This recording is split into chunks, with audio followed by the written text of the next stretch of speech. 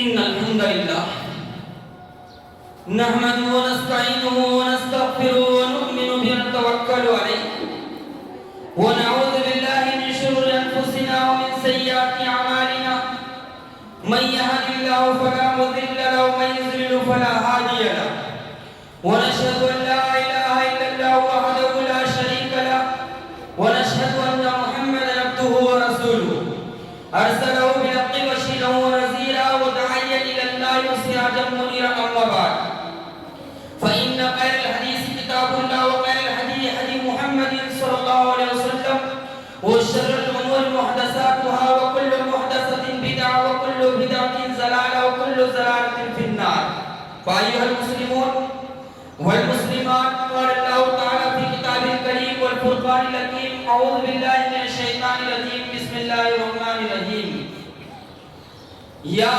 أيها الذين آمنوا اتقوا الله حق تقاته ولا تموتن إلا وأنتم مسلمون وقال تعالى يا أيها الناس اتقوا ربكم الذي خلقكم من نفس واحدة وخلق منها زوجها وبث منهما رجالا كثيرا ونساء واتقوا الله الذي تساءلون به والأرحام إن الله كان عليكم رقيبا وقال تعالى يا أيها الذين آمنوا اتقوا الله وقولوا قولا سديدا يصلح لكم أعمالكم ويغفر لكم ذنوبكم ومن يطع الله ورسوله فقد فاز فوزا عظيما وقال تعالى في سورة النازعات يسألونك عن الساعة أيان مرساها فيما أنت من ذكراها إلى ربك منتهاها وقال النبي صلى الله عليه وسلم لا تقوم الساعة حتى تنظر الفتنة رواه البخاري آمنت بالله صدق الله العظيم وصدق رسول النبي الكريم ونحن على ذلك من الشاهدين والشاكرين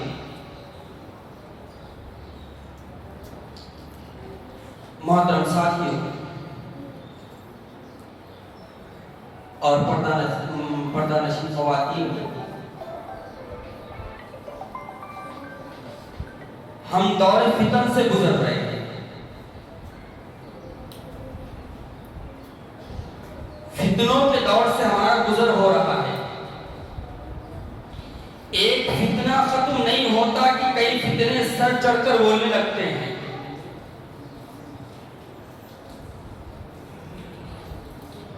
سب سے پہلی بات تو مجھے اور آپ کو یہ یاد رکھنے کی ہے۔ دوسری بات، آخرت پر یقین اہل ایمان کے ایمان کا حصہ ہے۔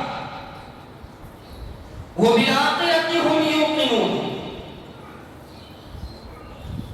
کہ آخرت ضرور بھی ضرور آئے گی، ہم سب کا اس پر ایمان ہے اور اس پر یقین ہے۔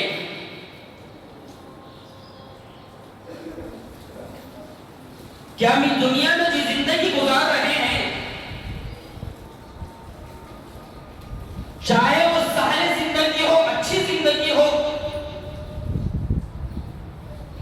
اللہ اس کے رسول کی فرمانبرداری والی زندگی ہو، یا پھر بدکاری والی زندگی ہو،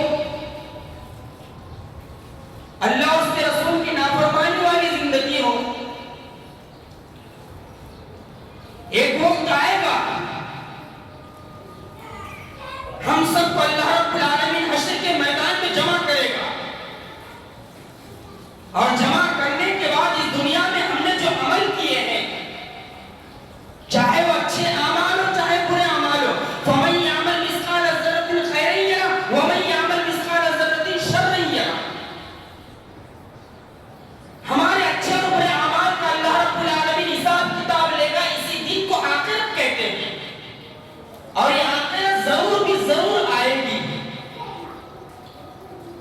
لیکن سوال یہ پیدا ہوتا ہے، آخرت آئے گی کب؟ آخرت کب آئے گی اس کا حقیقی علم تو اللہ رب العالمین کے پاس ہے۔ اس کا علم اللہ رب العالمین نے اپنے نبی اور پیغمبروں کو بھی نہیں دیا۔ آخرت کا حقیقی علم اللہ کے پاس ہے کہ کب آئے گی وہ۔ البتہ اللہ رب العالمین نے اپنے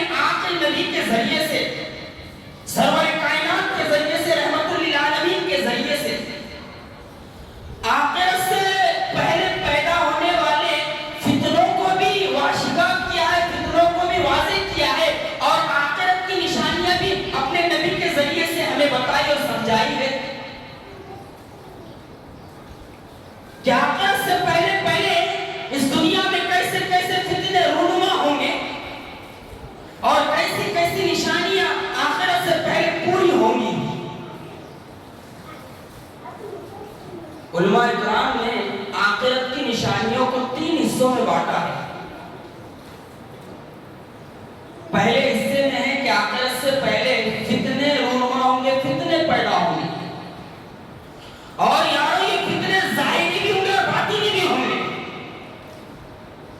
چھوٹے بھی ہوں گے اور بڑے بھی ہوں گے, اور ان فتنوں میں اچھے بھی پڑیں گے اور برے بھی پڑیں گے, مرد بھی پڑیں گے اور عورتیں بھی پڑیں گی, نوجوان بھی پڑیں گے. ان فتنوں سے بچے گا وہی اور بچائے گا وہی جو ان فتنوں کا علم حاصل کر کے ان فتنوں سے بچنے کی کوشش کرے گا قرآن و سنت کی روشنی میں. اور ذرا غور کیجیے کیسے خطرناک اور گھاتک فتنے پیدا ہوں گے. بخاری شریف کی روایت ہے, اللہ کے رسول صلی اللہ علیہ وسلم مدینے کے محلات میں سے ایک محل پر چڑھے اور آپ نے صحابہ کرام رضوان اللہ علیہم اجمعین کو آواز دی. اور صحابہ کرام کا کیا کہنا بھائی, ان کا تو ایک ہی نعرہ تھا, سمینا وطانا, ہم نے سنا اور ہم اطاعت کے لیے تیار ہے. اللہ کے رسول صلی اللہ علیہ وسلم نے جب صحابہ کرام کو آواز دی, صحابہ کرام جنہوں نے یہ آواز سنی وہ دوڑ کر اللہ کے رسول کے پاس آئے, کہا یا رسول اللہ کیا بات ہے, آج آپ مدینے کے محلات میں سے ایک محل پر چڑھے ہوئے ہیں اور ہم کو پکار رہے ہیں, آپ نے ہم کو کس لیے بلایا ہے؟ اللہ کے رسول صلی اللہ علیہ وسلم نے صحابہ کرام سے سوال کیا, اے میرے صحابہ جو میں دیکھ رہا ہوں وہ تم دیکھ رہے ہو؟ بیک وقت سب نے ایک آواز میں کہا یا رسول اللہ صلی اللہ علیہ وسلم جو آپ دیکھ رہے ہیں ہم نہیں دیکھ رہے ہیں. پھر اللہ کے رسول صلی اللہ علیہ وسلم نے یہ بات ارشاد فرمائی, اے میرے صحابہ میں تمہارے گھروں پر فتنوں کو ایسے ہی گرتا ہوا دیکھ رہا ہوں جیسے بارش کے قطرے بارش کے موسم میں گرتے ہیں. یہ بخاری شریف کی روایت ہے. میں تمہارے گھروں پر فتنوں کو گرتے ہوئے دیکھ رہا ہوں جیسے بارش میں بارش کے قطرے گرتے ہیں. دوسری روایت سنیے, یہ ابن ماجہ کی روایت ہے جس کے راوی حضرت امیر معاویہ رضی اللہ تعالیٰ عنہ ہیں. وہ کہتے ہیں کہ اللہ کے رسول صلی اللہ علیہ وسلم نے ارشاد فرمایا, قیامت سے پہلے پہلے سوائے فتنوں اور مصیبتوں کے کچھ بھی نہیں ہوگا. قیامت سے پہلے پہلے سوائے مصیبتوں اور فتنوں کے کچھ نہیں ہوگا. یہ ابن ماجہ کی روایت ہے. اب ایک ایسی روایت سنیے جس کے ذریعے سے مجھے اور آپ کو پتا چلے گا کہ اللہ کے رسول صلی اللہ علیہ وسلم نے کس طرح اپنی امت کو فتنوں سے آگاہ کیا ہے, اور فتنوں سے آگاہ اس لیے کیا ہے ایک کان سے سن کر دوسرے کان سے نہ چھوڑ دیا جائے, مزے کے لیے نہ سنا جائے, بلکہ اس لیے فتنوں کو جانا جائے. ان فتنوں کو علم کی روشنی میں جانے, میں بھی اور آپ بھی, اور ان فتنوں سے اپنے آپ کو بچانے کی کوشش کریں اور اپنا تعلق اللہ کی کتاب سے, نبی کی تعلیمات سے مضبوط کریں تاکہ ان فتنوں سے بچ سکیں. مسلم شریف کی روایت ہے, غور سے سنیے ذرا.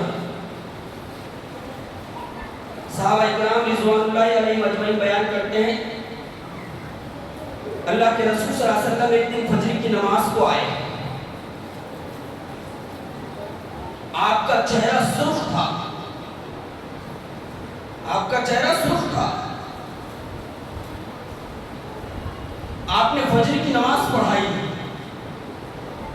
اور صحابہ کرام یہ بھی بیان کرتے ہیں کہ ہم نے اس دن سے زیادہ غمزدہ آپ کو کبھی نہیں دیکھا, کبھی نہیں پایا. ایک تو آپ کا چہرہ سرخ تھا اور آپ اس دن بہت زیادہ غمزدہ تھے, غم میں مبتلا تھے. آپ نے فجر کی نماز پڑھائی اور فجر کی نماز پڑھا کر آپ منبر پر تشریف فرما ہوئے. آپ منبر پر بیٹھے اور منبر پر بیٹھنے کے بعد آپ نے فجر کی نماز کے بعد سے ظہر تک فتنوں کا ذکر کیا. فجر کی نماز کے بعد سے ظہر تک فتنوں کا ذکر کیا. صحابہ کرام نے سوچا, صحابہ کرام کہتے ہیں ہم کو ایسا لگا کہ اللہ کے رسول صلی اللہ علیہ وسلم جب ظہر کی اذان ہوگی, ظہر کی نماز پڑھائیں گے, آپ اپنے حجرے میں چلے جائیں گے, آپ کھانا کھائیں گے, آپ آرام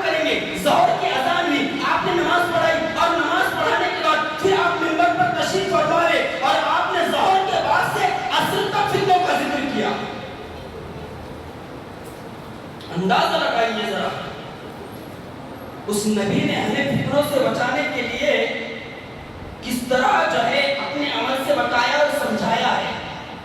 آپ نے ظہر کے بعد سے جو فتنوں کا ذکر کیا تو عصر تک کیا. صحابہ کرام کہتے ہیں ہمیں لگا عصر کی نماز کے بعد آپ حجرے میں چلے جائیں گے, گھر چلے جائیں گے, آپ کھانا کھائیں گے, آرام کریں گے. لیکن جیسے ہی آپ نے عصر کی نماز پڑھائی آپ منبر پر تشریف فرمائے اور آپ نے فتنوں کا ذکر کیا, یہاں تک کہ مغرب کی اذان ہو گئی. اور مغرب کی اذان ہونے کے بعد آپ نے نماز پڑھائی اور مغرب کی نماز پڑھانے کے بعد آپ حجرے میں تشریف لے گئے. یہ مسلم شریف کی روایت ہے. ذرا اندازہ لگائیے کہ اللہ کے رسول صلی اللہ علیہ وسلم غمزدہ ہے, چہرہ سرخ ہے, اور آپ نے فجر کی نماز پڑھائی, آپ نے کھانا نہیں کھایا, آپ نے پانی نہیں پیا, بلکہ آپ جو ہے فجر سے ظہر تک, ظہر سے عصر تک اور عصر سے مغرب تک فتنوں کا ذکر کرتے رہے. صحابہ کرام کو فتنوں سے آگاہ کرتے رہے. کیوں؟ اس لیے کہ وہ جانے اور جان کر ان فتنوں سے بچنے کی کوشش کرے. ایک اور روایت سنیے جس کے راوی حضرت ابو ہریرہ رضی اللہ تعالیٰ عنہ. وہی حضرت ابو ہریرہ رضی اللہ تعالیٰ عنہ جن کا اصل نام بہت ساروں کو پتہ بھی نہیں.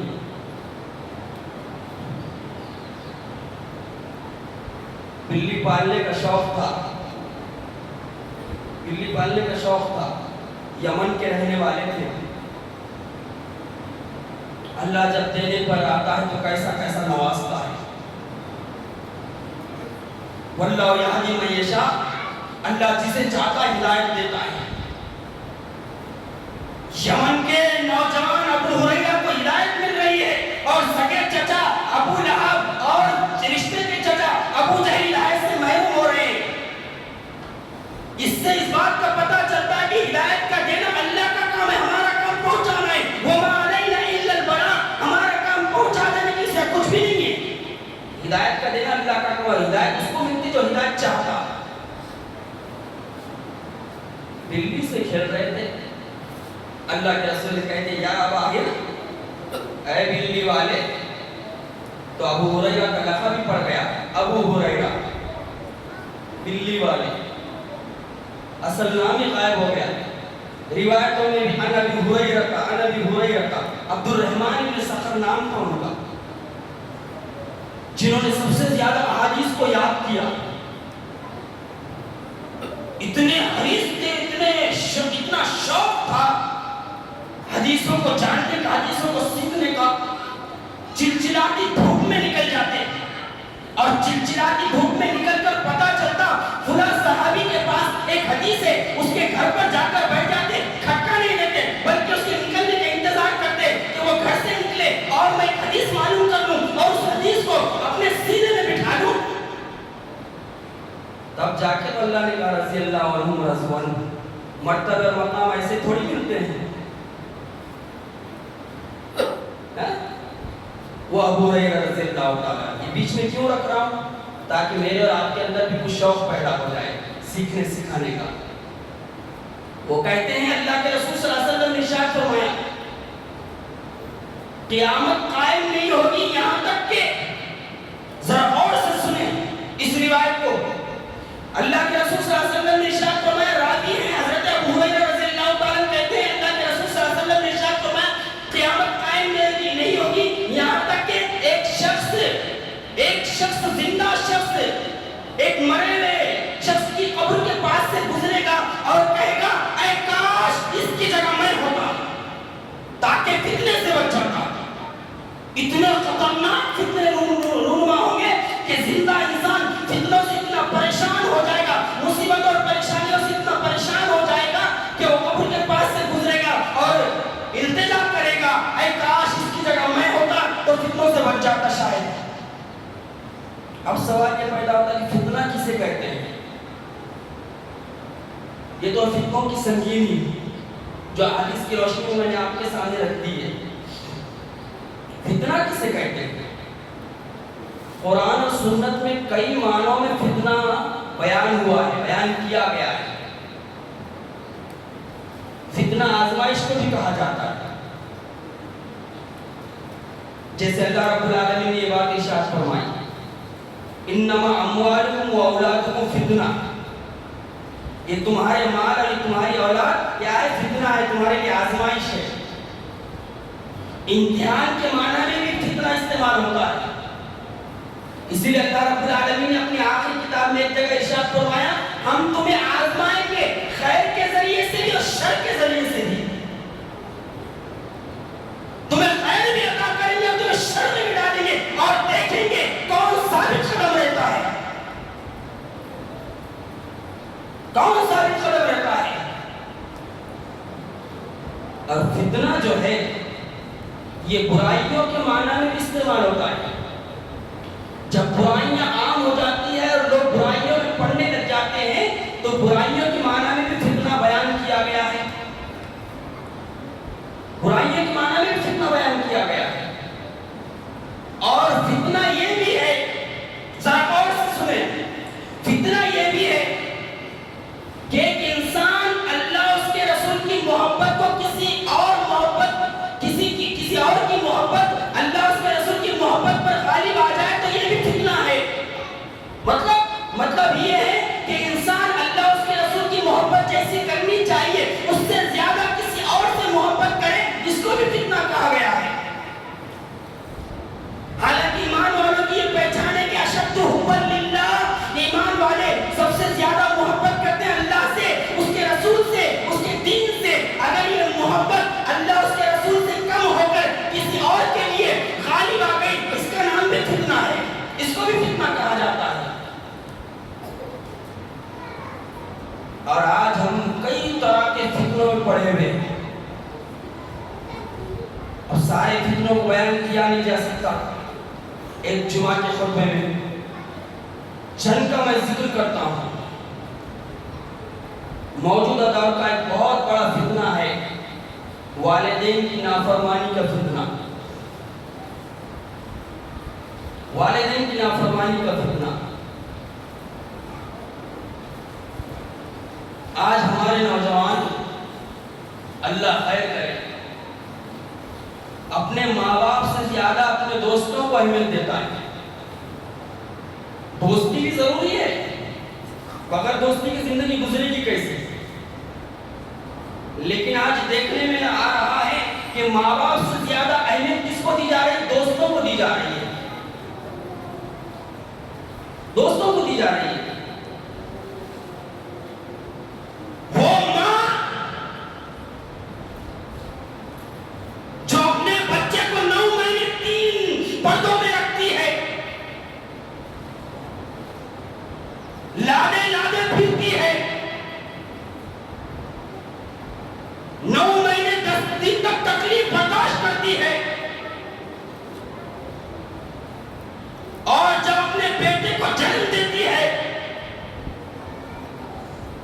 اپنے سینے سے اپنا خون پلاتی ہے دودھ کی شکل میں، اس کی گندگی کو صاف کرتی ہے۔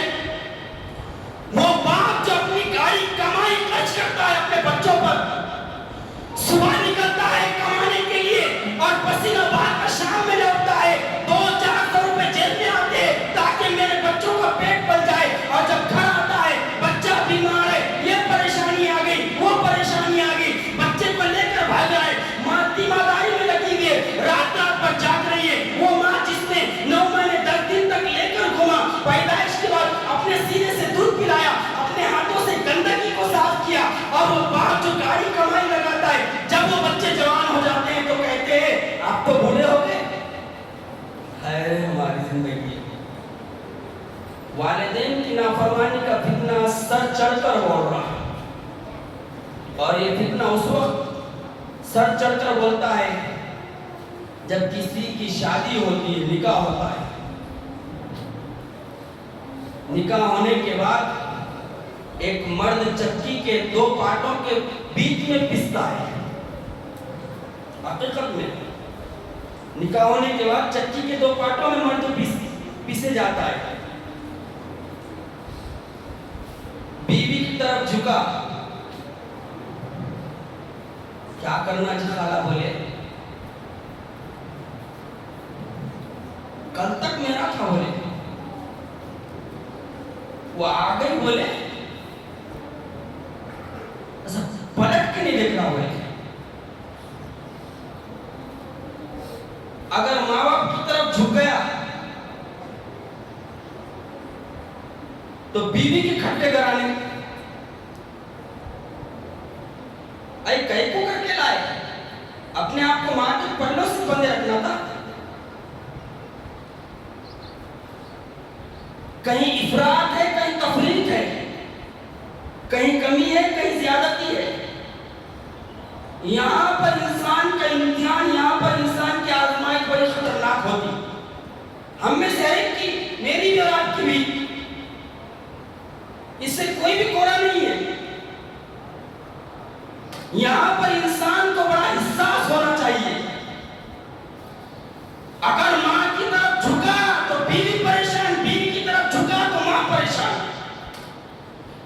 اس لیے مجھے اور آپ کو چاہیے کہ ہم نکاحوں کے بعد بھی بیوی کا بھی حق ادا کرے, کیونکہ اللہ کے رسول صلی اللہ علیہ وسلم نے ارشاد فرمایا جو تم کھاؤ اپنی بیویوں کو کھلاؤ, جو تم پہنو اپنی بیویوں کو پہناؤ, اس کے چہرے پر مت مارو, اس کو گالی گلوچ مت کرو. اور ادھر قرآن مجید کہتا ہے, کیا کہتا ہے, اللہ تعالیٰ نے اپنے حق کے بعد ماں باپ کا حق بیان کیا, وہ بالوالدین احسانا, اور اپنے ماں باپ کے ساتھ حسن سلوک کا معاملہ کرنا, اور جب وہ بڑھاپے کو پہنچ جائے اس تک نہیں کہنا. اتنی کمال کی چیز. ادھر بیوی بچوں کا بھی حق ادا کرنا ہے, ادھر ماں باپ کا بھی حق ادا کرنا ہے. لیکن خیر سے آج بہت بڑے فتنوں میں سے فتنہ والدین کی نافرمانی کا فتنہ چل رہا ہے. ہمارے خاص کر ینگ اسٹار بھول جاتے ہیں, سب لوگ ساری چیزیں بھول جاتے ہیں. وہ وقت بھول جاتے ہیں جب نہ کھانے کی سوچ تھی, نہ پینے کی سوچ تھی, نہ چلنے کا طریقہ آتا تھا, نہ اٹھنے اور بیٹھنے کا طریقہ آتا تھا, نہ یہ پتا چلتا تھا کہ گندگی کرا ہے نہیں کرا. وہ ماں تھی جس کو احساس ہو جاتا تھا کہ میرے بچے کو بھوک لگی ہے, اس کو دودھ کی ضرورت ہے, اور ایک ماں جو جانتی ہے وہ کوئی نہیں جانتی. اسی لیے اللہ کے رسول صلی اللہ علیہ وسلم بیٹھے ہوئے ہیں. ایک شخص آیا, کہا یا رسول اللہ مجھ پر سب سے پہلا حق کس کا؟ کہا تیری ماں کا. کہا یا رسول اللہ اس کے بعد کہا تیری ماں. کہا یا رسول اللہ اس کے بعد کہا تیری ماں. چوتھی بار پوچھا یا رسول اللہ اس کے بعد کہا تیرا باپ. زندگی کے 3 مرحلے ایسے ہیں جس میں ماں آگے ہوتی ہے, اسی لیے ماں کا حق زیادہ رکھا گیا ہے, اور باپ کا حق بھی کچھ کم نہیں ہے. اس لیے نوجوانوں سے کہوں گا, میں بھی اور آپ بھی, ہم میں سے جن کے ماں باپ زندہ ہیں, ہم اللہ کا شکر ادا کریں. ماں کیا ہوتی ہے اس سے جا کر پوچھو. جس کے گھر میں ماں نہیں ہے اور ماں نہ ہونے کی وجہ سے گھر بے رونق نظر آتا ہے, اس سے جا کر پوچھو جس کا باپ اس دنیا سے چلا گیا, وفات پا گیا, کہ باپ کی کیا حیثیت ہے, کیا اہمیت ہے. کہ جب انسان پریشان ہوتا ہے وہ باپ ہوتا ہے, جو اپنے بچے کے سر پر ہاتھ رکھتا ہے وہ ماں ہوتی ہے, جو پریشانی میں اپنے بچے کو دلاسا دیتی ہے. ان سے جا کر پوچھو ماں باپ کون ہوتے ہیں جن کے ماں باپ اس دنیا سے گزر چکے. اگر ماں باپ حیات ہے, مجھے اور آپ کو چاہیے ہم ماں باپ کا حق ادا کریں جو بھی کر سکتے ہیں. پہلے فتنے سے گزر رہے ہیں. دوست کھڑا ہوا ہے اور ہمارا نوجوان دوست کے سامنے بڑے بن کے واسطے اپنے باپ کو جھڑکی دیتا ہے. وہ باپ جس نے کندھے پر بٹھا کر گھمایا, وہ باپ جس نے انگلی پکڑ کر اپنے بچے کو چلنا سکھایا, دوست کے سامنے باپ کو جھڑکی دیتا ہے. اور بعض دفعہ تو ایسے بھی نظر آتے ہیں بدقسمت جنہیں کہیں گے, جو دوست کے سامنے اپنے باپ کو گالی بھی دیتے ہیں. کیوں؟ اس لیے کہ پتا چلے کہ میں اپنے باپ پر روب جمانے والا ہوں. انا للہ و انا الیہ راجعون.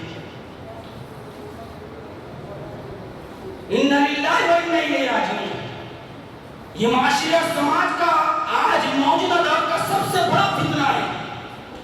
اس لیے مجھے اور آپ کو چاہیے اگر ہم میں سے کسی کے ماں باپ حیات ہے تو ہم اپنے ماں باپ کے ساتھ اس میں ظلم کریں جو حکم اللہ تعالیٰ نے اپنی آخری کتاب میں دیا ہے. دوسرا فتنہ اور وہ کیا ہے؟ وہ ہے غیر اسلامی رسم و رواج کا فتنہ. ابا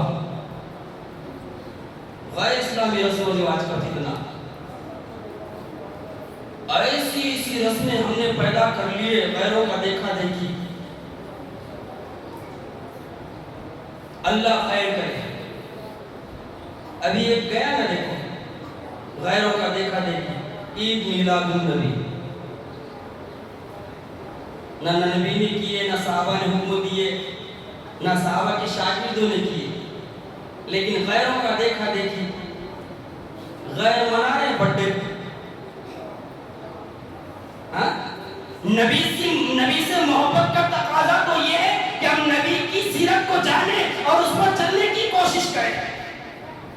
یہ نبی کی محبت کا تقاضا ہے. اور اسے غیر اسلامی رسم و رواج اللہ غیر کرے. ڈیلیوری ہو گئی 7 دن کو 7 ہوئی. ارے عقیقہ کر بھائی اللہ کے بندے. نبی کی سنت ہے نا عقیقہ کرنا. نہیں ہمارے گھر میں عقیقہ دھار جن نہیں ہے. واللہ ذرا میرے کو بتا یہ دھار جن کیا رہتا تھا. ہم 7ویں کرتے ہوئے پھر کچھ دن نکلنے کے بعد 20 دن ہو گئے تو 20ویں کرتے. چھوٹا چھلا جس کو بولتے. نبی کا فرمان ہے جب بچہ 7 دن کا ہو جائے تو اچھا سا نام رکھو اس کا عقیقہ کرو. ترمذی شریف کی روایت ہے عقیقے کی وجہ سے بچے کی گردن لٹکی بھی ہوتی ہے. جب اس کا عقیقہ کر دیا جاتا ہے تو اس کی گردن آزاد ہو جاتی ہے. نبی کی سنت پورا کرنے کی کوشش نہیں کرے لیکن ہم نے ایسی رسمیں نکال دیے ہیں اور یہ رسموں کا فتنہ ایسا سر چڑھ کر بڑھ رہا ہے. بچے کی پیدائش سے لے کر موت ہونے تک اور قبر میں جانے تک ہزاروں لاکھوں رسموں میں آج گھرے ہوئے ہیں. یہ رسموں کا فتنہ ہے یہ. اور اس فتنے نے ہمیں کہیں کا نہیں رکھا. غیروں کی طرح ہم بھی چھوٹا چھلا بڑا چھلا. ارے اسلام میں چھلا نہیں ہے نا. نہیں بولے ہم نہیں کر رہے تھے اس کے دادی نہیں مانی. واللہ دادی نہیں مانی. ہم نہیں کر رہے تھے بولے اس کے پپا نہیں مانے. بولے پپا بولے چھلا کرنا پڑتا اور پھر چھلے میں کیا کرنا پڑتا. چھلے میں کنٹل 2 کنٹل کھانا پکانا پڑتا. سارے بھوکے لوگ آئیں گے بھائی اور کھانا ہی نہیں پکانا پڑتا.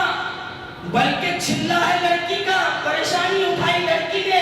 پیدا ہوا لڑکی کو لڑکا یا لڑکی وہ پریشانی سے گزری ہے. کپڑے کس کو بنانا؟ داماد کو بنانا. داماد کے ساتھ ساتھ داماد کی اماں کو بنانا. داماد کی اماں کے ساتھ ساتھ داماد کی بہنوں کو بنانا. اگر ایک بہن بھی چھوٹ گئی وہ کونے میں بیٹھا لیے. آئی بولے نا کیوں بیٹھی؟ انہیں بول رہی بولے میرے کو کپڑے نہیں بنائے. تیرا کیا ہے اماں؟ اماں خالہ تیرا کیا ہے؟ یہ رسموں اور رواجوں نے ہم کو اس طرح پھنسا دیا ہے. اللہ خیر کرے. اور اس کو پورا کرنے کے لیے کہیں سودی کاروبار میں لگے ہوئے ہیں تو کہیں قرض سے پیسے لے رہے ہیں تو کہیں سود پر پیسے لے رہے ہیں. کہیں ڈاکے مارے جا رہے ہیں تو کہیں زمینیں ہڑپ کی جا رہی ہے. کیوں؟ تاکہ یہ رسم پوری ہو. انا للہ و انا الیہ راجعون. اور جب آگے بڑھتی ہے شادی میں تو کیا دیکھنا چاہیے؟ ابا شادی ہم نے نکاح کو شادی بنائی. نکاح بولے تھے نبی نے؟ بولے تھے نہیں بولے تھے؟ ان نکاح من سنتی بولے تھے. نکاح میری سنت ہے. ہم نے نکاح کو شادی بنائی. شادی کس کو بولتے ہیں؟ شادی بولتے ہیں جس میں دل کے ارمان پورے کیے جاتے ہیں.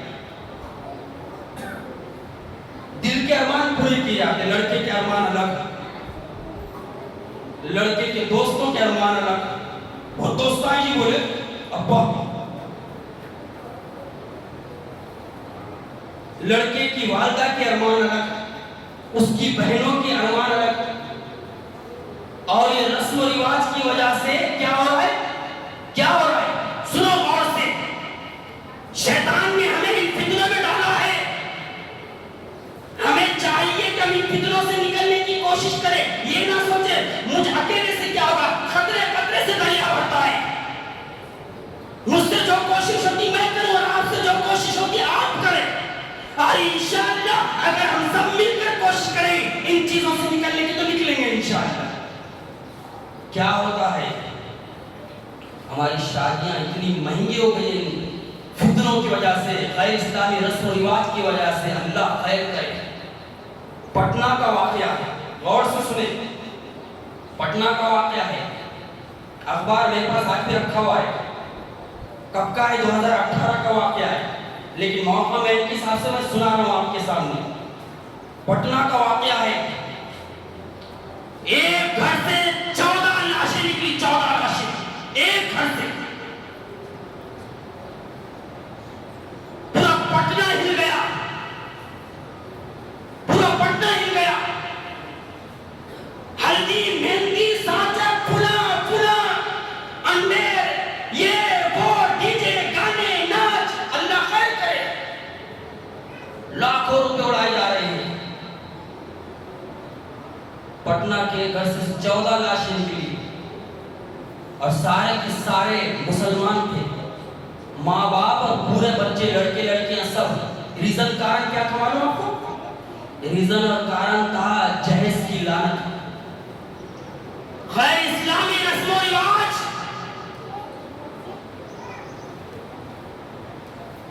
باپ مزدور پیشہ تھا. کئی لڑکیاں تھی اس باپ کو. جب بھی کوئی رشتہ آتا جہیز کی ایک بڑی لسٹ آتی اور کہا جاتا جیسے مال بنا ہے, بولو جی تم کیا کیا دو گے اور بولو جی تم کیا کیا لو گے. سمجھ میں نہیں آ رہا کس اسلام کو ماننے والے. پھر نعرہ ہے ہم عاشقان رسول ہیں. واللہ عاشقان رسول ہیں. ادھر دیکھیے مزدور پیشہ باپ جس کے گھر رشتے آتے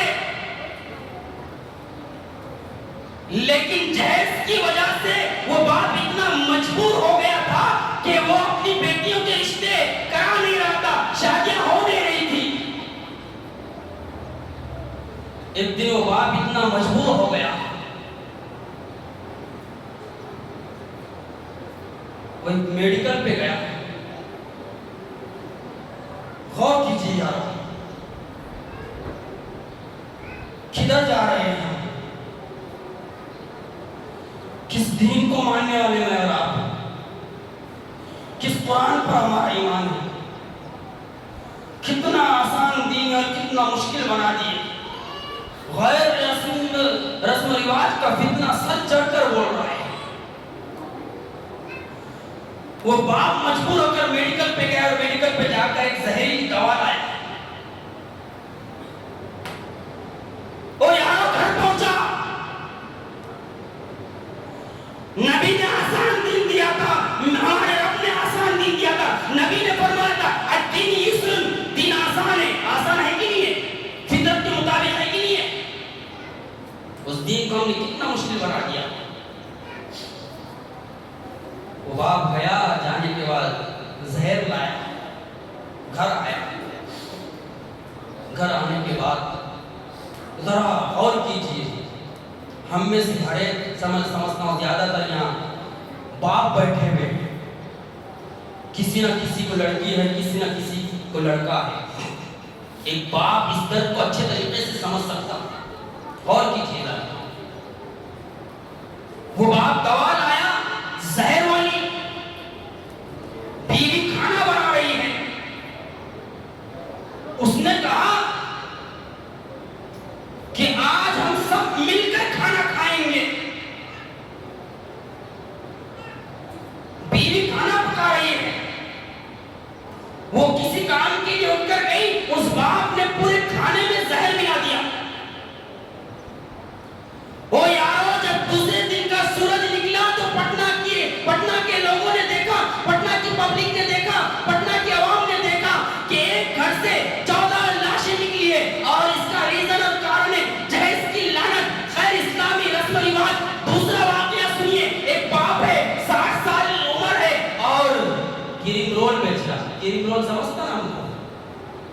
علم ہے ان کو؟ 60 سال کا ایک بوڑھا ہے، کریم رول بیچ رہا، ایک نوجوان اس بوڑھے کے پاس گیا، جانے کے بعد پوچھا یہ عمر میں آپ یہ بیچ رہے ہیں؟ تو بوڑھا زار و قطار رونے لگا، زار و قطار رونے لگا، کہنے لگا بیٹا صبح سے بیچ رہا ہوں لیکن ایک بھی نہیں بکا۔ کہا چچا جان اتنی عمر میں اتنی تکلیف اٹھا کے کیوں بیچ رہے ہیں؟ غور سے سنو ذرا، ان فتنوں نے کس طرح ہمارے معاشرے سماج کو گھیر رکھا ہے۔ وہ بوڑھا کہنے لگا بیٹا میری بیٹی کا نکاح ہو کر شادیوں کے 2 سال ہو چکے ہیں، لیکن میں نے جہیز پورے طریقے سے جمع نہیں کیا، جس کی وجہ سے میری بیٹی 2 سال کے بعد بھی ابھی ودا نہیں ہوئی، اور میں اپنی بیٹی کے لیے جہیز جمع کر رہا ہوں۔ افسوس کی بات ہے کہ صبح سے شام تو شام ہونے کو لیکن ایک کریم رول نہیں بکا۔ دیکھیے 2 سال ہو کے شادی ہو کے جہیز جمع نہیں ہوا، بیٹی کی بدائی نہیں ہوئی۔ غیر اسلامی رسم و رواج کا فتنہ وقت ہو رہا ہے۔ ایک اور فتنے کی بات کروں گا مختصر طور پر، وہ ہے ارتداد کا فتنہ۔ ارتداد کا فتنہ، اسلام سے پھر جانے کا فتنہ، مرتد ہونے کا فتنہ۔ اسلام وہ دین ہے یارو جس کو اللہ رب العالمین نے اپنی ایک نعمت قرار دیا، اور خاص کر میں نوجوان لڑکے لڑکیوں سے کہوں گا دنیا کی تھوڑی سی لالچ کے لیے،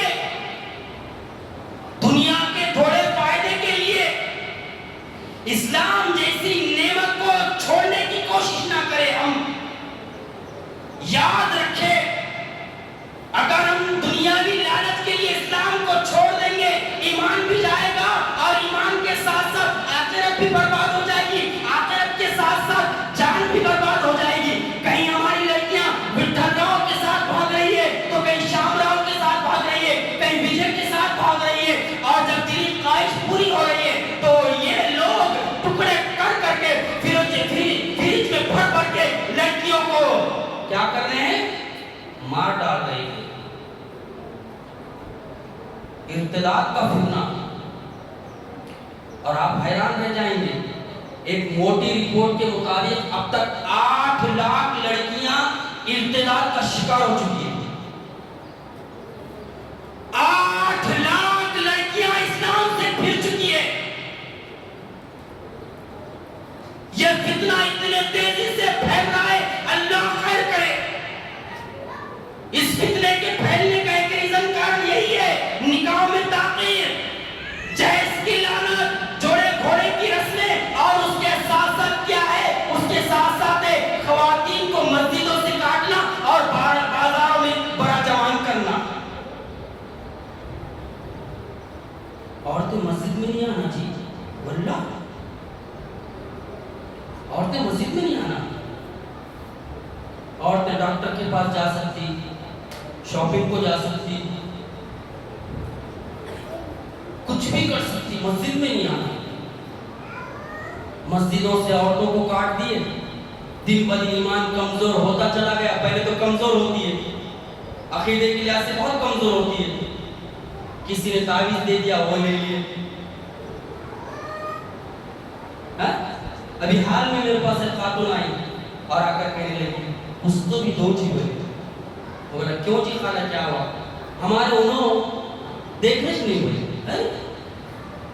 13 انہیں ہے، ذرا بن سنور کے رہے دیکھتا ہوں گھر میں آئے گی باسی کڑی، ایک گندی پٹک، ایک بال بکھرے ہوئے، ایک پلو سے بچے کی ناک صاف کرے والی، ایک پورے دھبے دھبے، ایسی گندی پٹک دکھ رہی۔ اب باہر نکل رہا، بھارے والی کو دیکھ رہا، مک مک پھولوں کی خوشبو آئی، پھر آگے کیا بول رہے دیکھنا نہیں۔ اماں تیرے پاس ٹیک ہے، اس کو اپنے قابو میں رکھنے کا، وہ ٹیک استعمال کر، ذرا گھر میں بن سنور کے رہے، پھر دیکھ اس کا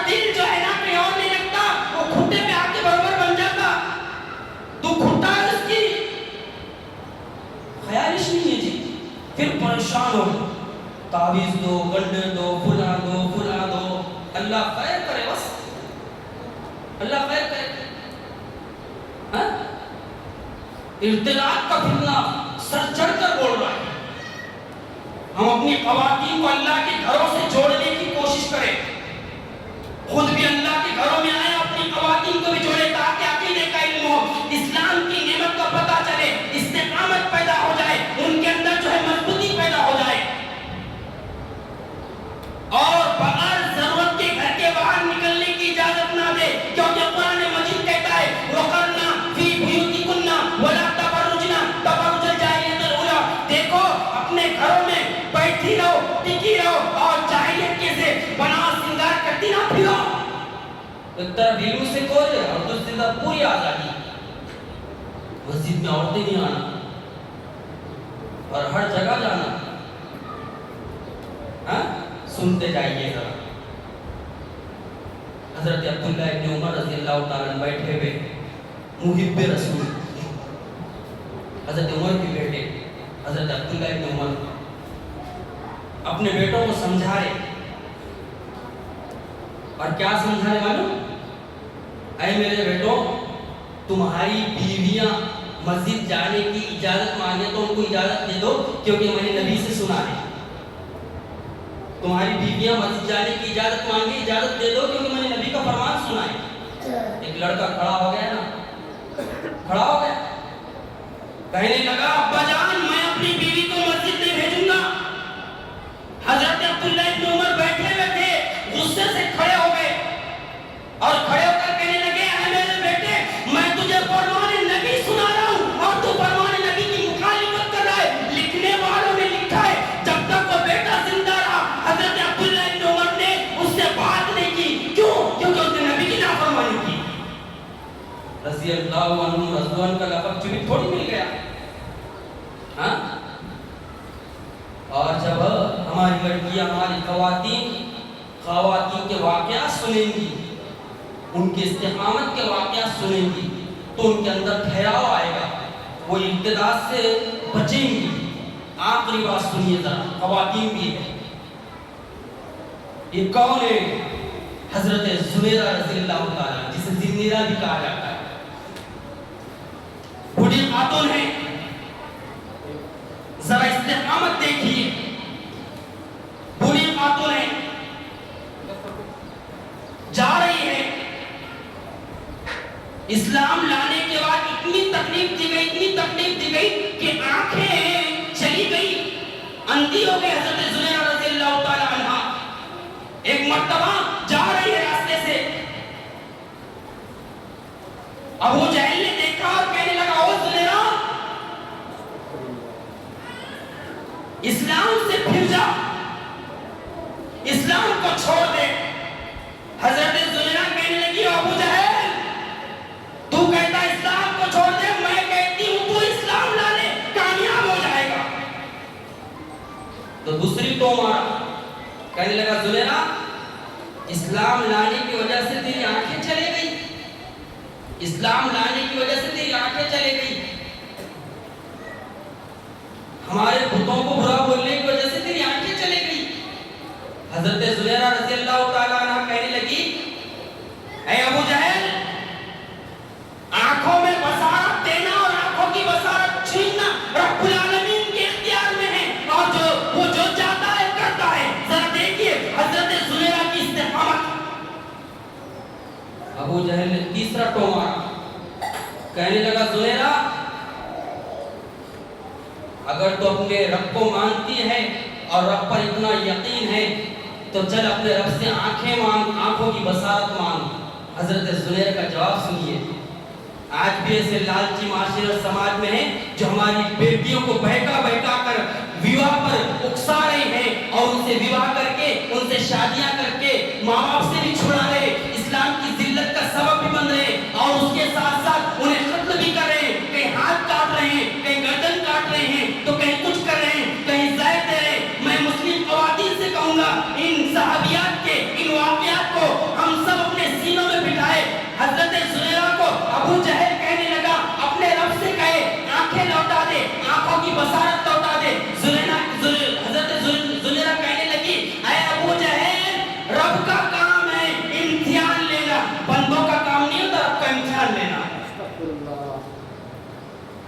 رب کا کام ہے امتحان لینا، بندوں کا کام نہیں امتحان لینا. الذی خلق الموت والحیات لیبلوکم ایکم احسن عملا. کیا یقین کی کیفیت ہے.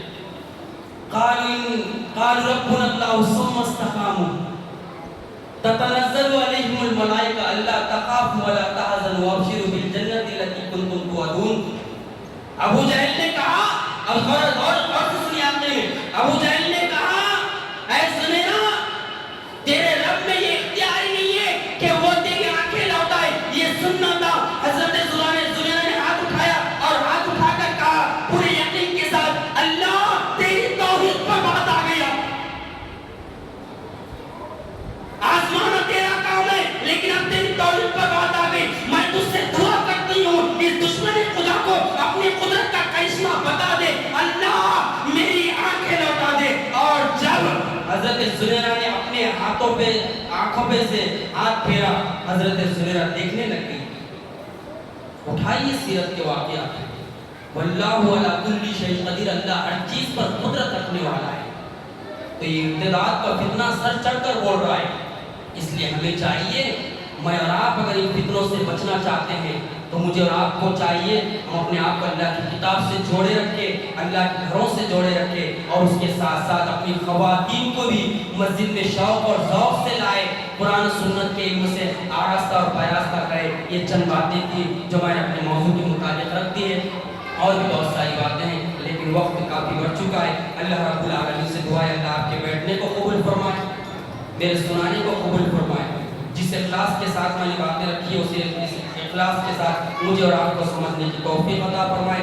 اللہ ہماری خواتین کی حفاظت فرمائے. اللہ ہمیں اپنے گھروں کو آباد کرنے کی توفیق عطا فرمائے. وما علینا الا البلاغ. والسلام علیکم ورحمۃ اللہ وبرکاتہ.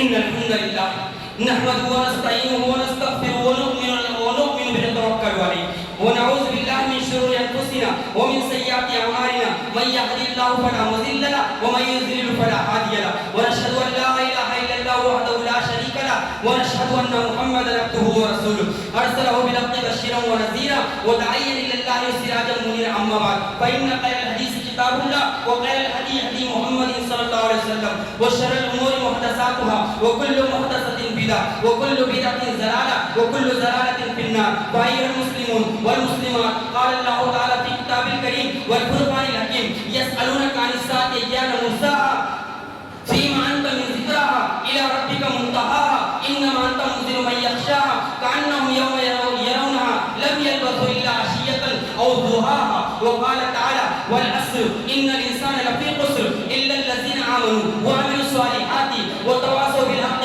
وتواصوا بالصبر. وقال النبي صلى الله عليه وسلم لا تقوم الساعة حتى تنزل الفتنة رواه البخاري. وقال النبي صلى الله عليه وسلم قل آمنت بالله ثم استقيم أو كما قال عليه الصلاة والتسليم. وقال تعالى إن الله وملائكته يصلون على النبي يا أيها الذين آمنوا صلوا عليه وسلموا تسليما. اللهم صل على محمد وعلى آل محمد كما صليت على إبراهيم وعلى آل إبراهيم إنك حميد مجيد. اللهم بارك على محمد وعلى آل محمد كما باركت على إبراهيم وعلى آل إبراهيم إنك حميد مجيد. ربنا لا تزغ قلوبنا بعد إذ هديتنا وهب لنا من لدنك رحمة إنك أنت الوهاب. ربنا اصرف عنا عذاب جهنم إن عذابها كان غراما. اللهم اهدنا الصراط المستقيم. اللهم حسبنا حسابا يسيرا. اللهم إني أعوذ بك من عذاب جهنم ومن عذاب القبر ومن فتنة المحيا والممات ومن فتنة المسيح الدجال. اللهم إنا نجعلك في نهورهم ونعوذ بك من شرورهم.